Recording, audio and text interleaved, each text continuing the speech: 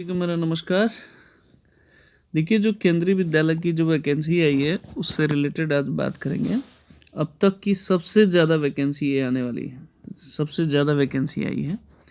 इसमें कुछ examination pattern change हुए हैं, इस पे बात करेंगे कि क्या क्या पैटर्न है इस बार।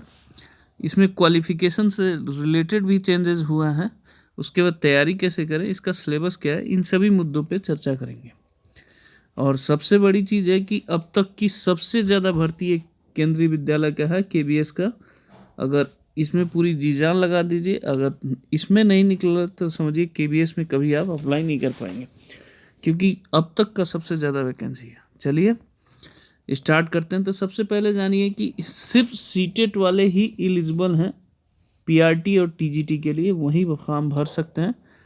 इसके अलावा कोई नहीं भर सकता। स्टेट का टेट चाहे कुछ भी हो वो अप्लाई नहीं कर सकता है।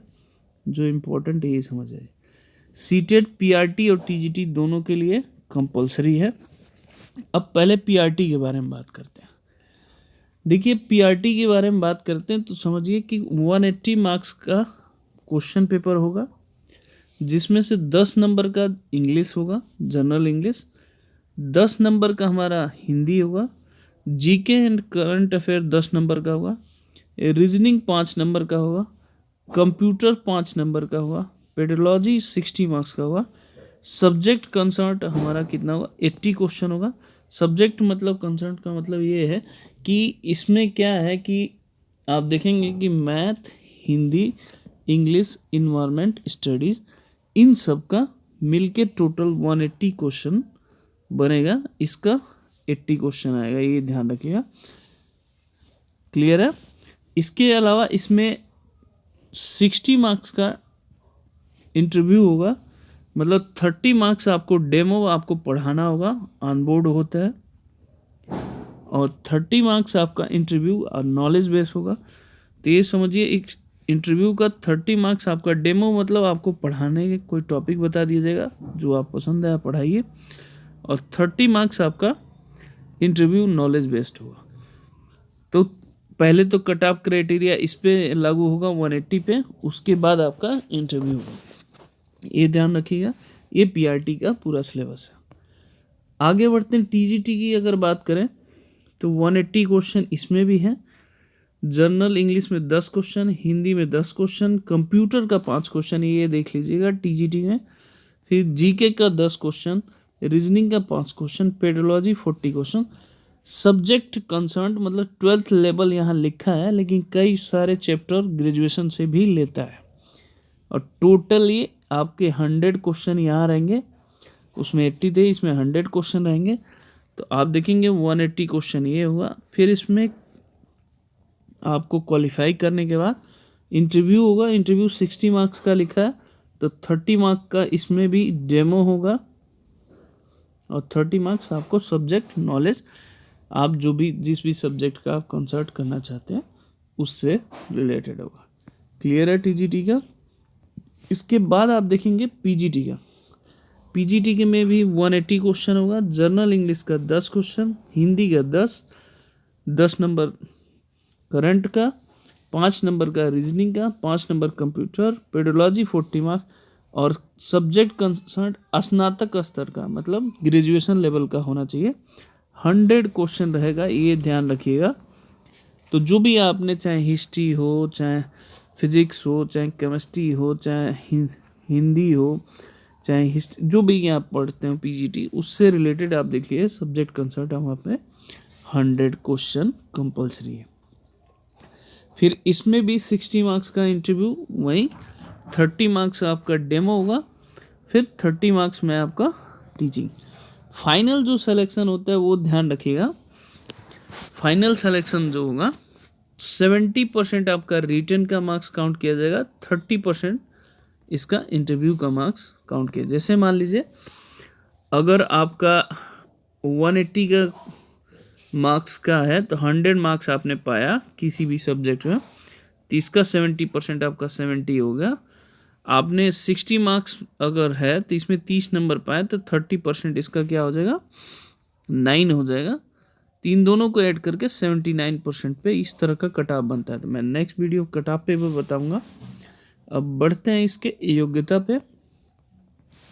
सबसे पहले देखिए, बहुत सारे बच्चों को नहीं पता है कि कैसे भरना चाहिए कैसे नहीं, तो उन सभी लोगों के लिए मैं बता दूं, TGT, BCom, BCA, BTech, biotechnology, industrial university के लिए स्टूडेंट के लिए फॉर्म नहीं भर सकते हैं।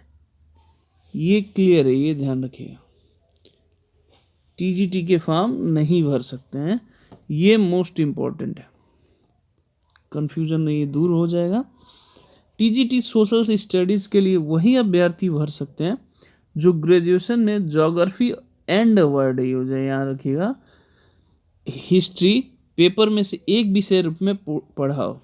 या तो आपके पास ज्योग्राफी होना चाहिए या तो हिस्ट्री होना चाहिए, दोनों में से कोई एक विषय जरूर पढ़े हों, तो सोशल साइंस में आप भर सकते हैं।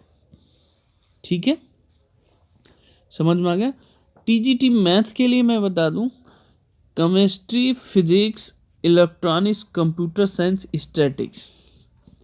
ठीक है, कोई भी 2 सब्जेक्ट मैथ के अलावा, मैथ्स के साथ साथ physics, chemistry, electronic, computer science, statics 2 subject आप लिए हों तो आप टीजीटी का फॉर्म भर सकते हैं, नहीं तो नहीं भर सकते हैं, ये ध्यान रखिएगा। टीजीटी साइंस का ये थोड़ा शॉकिंग लगा, वही अभ्यर्थी भर सकते हैं जिनका ग्रेजुएशन में बॉटनी, जियोलॉजी और केमिस्ट्री हो। फिजिक्स वाले कैंडिडेट इसमें अलाउ नहीं हैं, ये क्लियर जान लीजिए। समझ में आ गया। अगर इसमें कहीं भी मैच नहीं कर रहा है तो आप इसके लिए एलिजिबल नहीं होंगे, ये नोटिफिकेशन में जारी किया गया है। अगर नहीं हो तो आप खुद भी ऑफिशियली नोटिफिकेशन पढ़ सकते हैं अच्छे तरीके से। ठीक है, आगे बढ़ते हैं। अब योग्यता की बात करें तो पीआरटी में इंटरमीडिएट 50% के साथ डीएलएड की आवश्यकता है या बीएड भी होना चाहिए, ध्यान रखिएगा। पीआरटी में इस बार बीएड वाले कैंडिडेट भी बैठ सकते हैं सुप्रीम कोर्ट के ऑर्डर के अनुसार। तो अगर उसमें 50% है, आपका फर्स्ट पेपर क्वालिफाई है, तो पीआरटी के लिए एलिजिबल ज़रूर हैं, आप भर सकते हैं। ऐसे ही टीजीटी के लिए देखिए 50% अंक के साथ बीएड भी होना चाहिए। सीटेट का सेकेंड पेपर आपको क्वालिफाई होना चाहिए।